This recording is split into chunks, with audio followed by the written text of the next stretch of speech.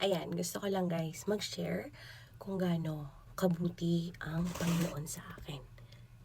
Even hindi ako yung taong palasimba, hindi ako yung taong laging nasa nakikita mo na magpipreach or sasabi ng mga ganito.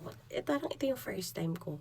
Pero napatunayan ko siya kasi sobrang down na down to the point na lahat na yata na nakalkal ko na sa messenger ko, scroll ako, sino yung pwede kong hiraman, sino yung mga kakilala ko, sino yung mga meron, sino yung nasa ganitong lugar. Alam nyo, lahat na yung mga taong possible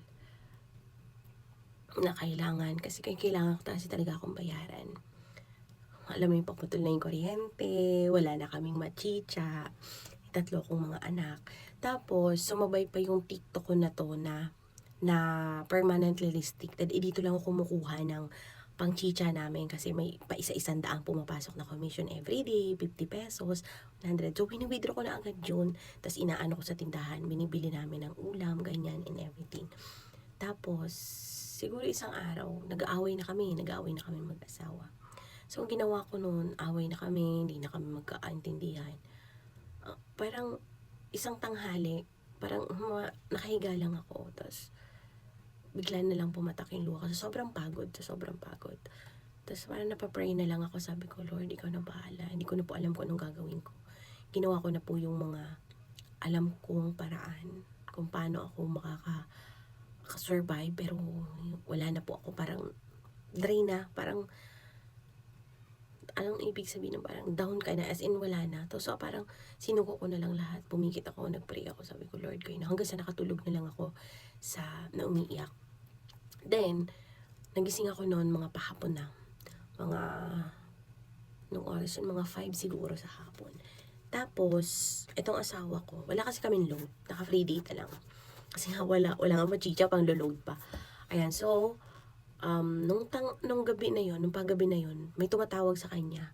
Alam mo sa messenger yung may tumatawag, pero pag sinagot mo, wala kang maririnig, magtututot lang siya kasi nga wala kang load.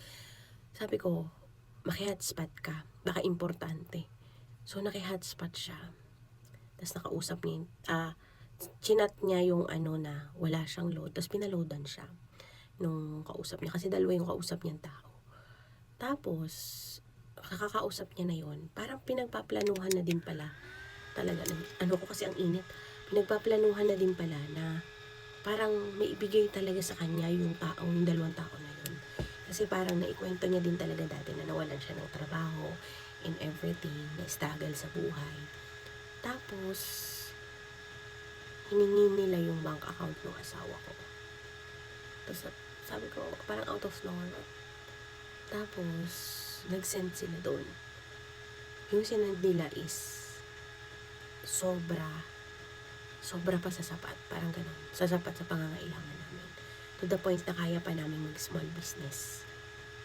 And yes, yun yung ginagawa namin. Sabi ko, grabe, ganun pala ka-powerful si Lord. Sinabi ko nga doon sa asawa ko, grabe pala talaga no, kasi nag-pray, hindi niya kasi alam, kasi nga nag-aaway kami nun.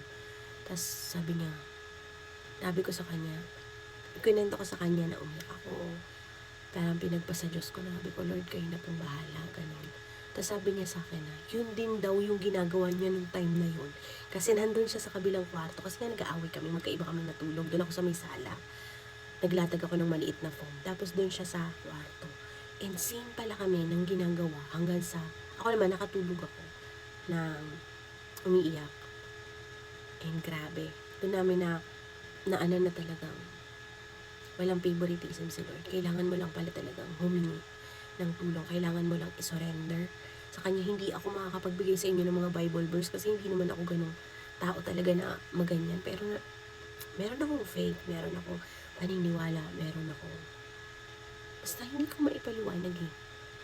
Sabihin nila hindi ka no, talagang alam kong meron. And grabe lang talaga, sobrang blessed. Alam niyo yun, yung mga taong hindi ko kinokontak is nakontak ko. Natatawa nga ako. Yung mga tao na hindi ko naman dating kinakausap, parang binaba ko na lahat. Binaba ko na yung pride ko, humingi na ako ng tulong kahit kanino.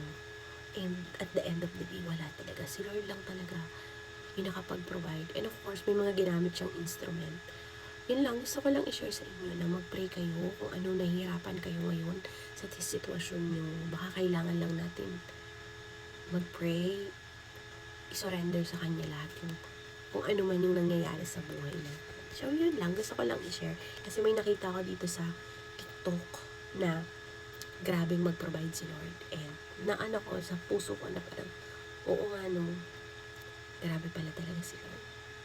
Yun lang, sana nabilas din kayo. And kung may pinagdadaanan kayong mabigat ngayon, baka it's a sign na para i-surrender niyo sa Kanya lahat.